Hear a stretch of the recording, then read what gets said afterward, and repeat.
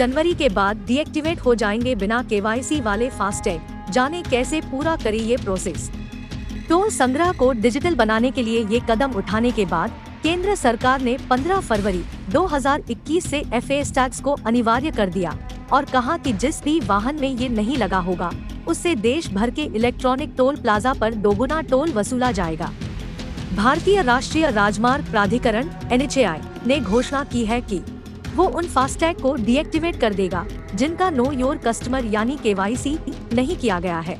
राजमार्ग प्राधिकरण ने एक बयान में कहा, इसके लिए समय सीमा 31 जनवरी है। ये एक वाहन एक फास्टैग पहल का हिस्सा है जिसका उद्देश्य कई वाहनों के लिए एकल फास्टैग के उपयोग को कम करना या एक ही वाहन में कई इलेक्ट्रॉनिक टोल कलेक्शन टूल को जोड़ना है।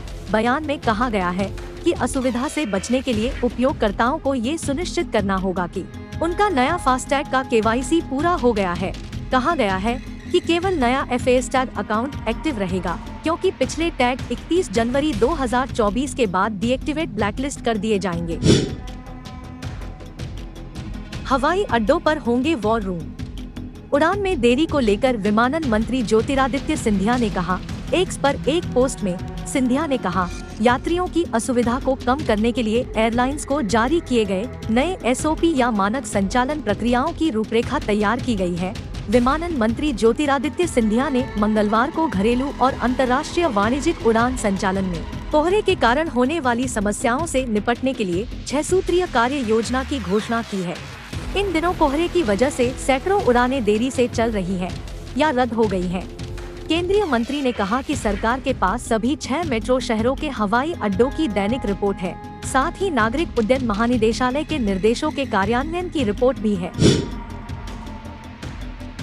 22 जनवरी को सांप्रदायिक सद्भाव रैली करेंगी ममता बनर्जी। अयोध्या जाने के सवाल पर दिया ये जवाब। पश्चिम बंगाल की मुख्यमंत्री ममता बनर्जी ने मंगलवार को कहा कि वो 22 जनवरी को कोलकाता के कालीघाट मंदिर जाएंगी, जिस दिन अयोध्या में राम मंदिर का उद्घाटन समारोह होगा। उन्होंने मीडिया से कहा कि आप सभी मुझसे विभिन्न मंदिरों के बारे में पूछते रहते हैं, मुझे इसके बारे में कुछ नहीं कहना है।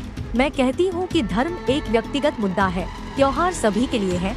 हम 23 जनवरी 1926 जनवरी मनाते हैं। 22 जनवरी को हम एक रैली करेंगे। मुख्यमंत्री ने कहा, पूर्वी भारत के सबसे बड़े तीर्थ स्थलों में से एक कालीघाट में पूजा करने के बाद वो अपनी पार्टी तृणमूल कांग्रेस की ओर से एक रैली करेंगी। इस सर्वधर्म सभी धर्म रैली में सभी समुदायों के लोग शामिल होंगे और अपने रास्तों में पड़ने वाले मंदिरों, चर्चों, गुरुद्वारों और मस्जिदों सहित विभिन्न धार्मिक स्थानों में जाएंगे।